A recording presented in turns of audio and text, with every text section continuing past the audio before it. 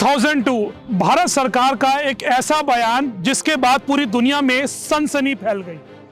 अटल जी की BJP NDA सरकार ने एक ऐसा खुलासा किया था जिसके बाद यह गलत नहीं होगा कहना कि पाकिस्तान में मातम छा गया।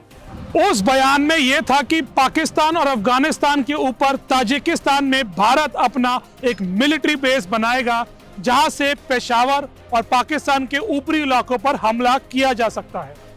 पाकिस्तान के लिए अगर यह खबर भी कम थी तो एक और बेस की खबर भी आने लगी थी।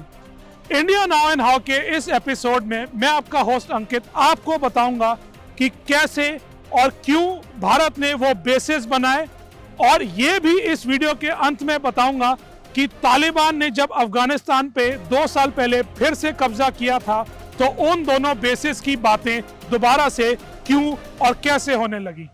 1996 में हमारी रॉ ने उस मौके को परखा और ताजिकिस्तान के साथ संबंध अच्छे बनाने शुरू कर दिए। 2001 में 9/11 के बाद जब अफगानिस्तान में प्रॉब्लम्स थी, ताजिकिस्तान को भी हेल्प चाहिए थी, तो भारत ने एज गुडविल वहां पर हॉस्पिटल बनाना शुरू कर दिया। उस गुडविल के चलते चलते भारत ने ताजिकिस्तान से एक मिलिट्री बेस बनाने की पेशकश कर दी। ताजिकिस्तान ने मना नहीं करा, पर उन्होंने रशिया से जरूर पूछा क्योंकि ताजिकिस्तान की डिफेंस की जिम्मेदारी रशिया की है। रशिया ने हाँ कर दी और भारत ने उस बेस को बनाना शुरू कर दिया।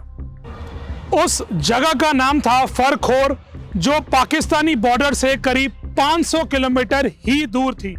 पाकिस्तान को यह बात पता थी और इसलिए उनके तब के प्रेसिडेंट जनरल परवेज मुशर्रफ ने यह कहा कि अगर इस बेस को रोका नहीं गया तो भारतीय प्लेन उस तरफ से पाकिस्तान को 15 या 20 मिनट में आके बॉम्ब कर सकते हैं और पाकिस्तान को एक नहीं बल्कि भारत से 2 तरफा हमले की तैयारी करनी पड़ सकती है। लेकिन दुनिया ने मुशर्रफ की बात पर ज्यादा ध्यान नहीं दिया। 2003 में भारत ने ताजिकिस्तान के एक लोकल कंपनी को रनवे बनाने के लिए ठेका दिया। वो कंपनी चूक गई, जिसके बाद बॉर्डर रोड्स ऑर्गेनाइजेशन ने वहां पर जाकर 2 साल में उस बेस को तैयार किया। 2006-07 में तो भारत ने उस बेस को यूज करना शुरू कर दिया था और ये गुपचुप कहा जाता है कि कुछ MiG-29 एयरक्राफ्ट को वहां पर भेजा गया था तैनात होने के लिए। अगर ये झटका भी पाकिस्तान के लिए कम नहीं था तो उनको दूसरा झटका मिला जब भारत ने कहा कि वो आईनी जगह पर एक और बेस तैयार कर रहे हैं। आईनी एयरबेस, जिसको गिसार एयरबेस भी कहते हैं, वो भले ही पेशावर से 900 किलोमीटर दूर है, लेकिन अगर भारतीय प्लेन वहां पर तैनात हुए तो वो पेशावर करीब 25 से 30 मिनट के अंदर पहुंच सकते हैं। उस बेस को लेकर भी पाकिस्तान ने बहुत हाय तौबा मचाई, लेकिन किसी ने भी उसको कोई तूल नहीं दी।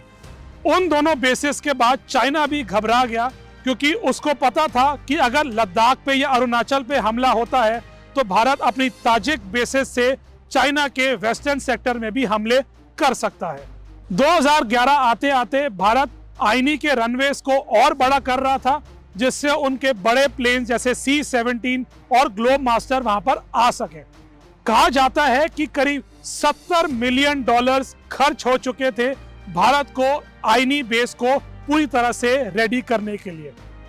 पर क्या हुआ कि 2021 में ये बेसेस दुनिया में और फेमस हो गई, दुनिया वाले इसकी बातें करने लगे, और भारत जो नहीं चाहता कि इन बेसिस की बातें खुले आम हो, वो भी नहीं रोक पा रहा था उनकी चर्चाओं को लेकर।